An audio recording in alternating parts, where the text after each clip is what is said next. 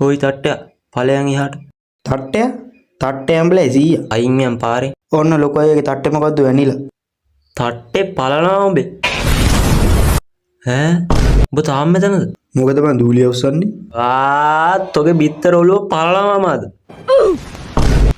පුටා. අයියේ රෙදි එලවෙන්න නම් ගහන්න ඩොට්ටු නෑ. අඩෝ හිතලා නෙවෙයි ගෙව්වේ. බුදු අම්බෝ මම යනවා එහා පාරෙන්. අයියා පොඩ්ඩක් ජොනිත් වගේ. අඩෝ මල්ලි උඹ යනවාද මේ පාරෙන් ඵලයන්? කවුද යකෝ ගෙදර මීයට ගැහුවේ? හුයා. තව පොඩ්ඩෙන් කනවා ඇට දෙක. උඹ නිකන් පාඹු දරස් වසන් වගේනේ.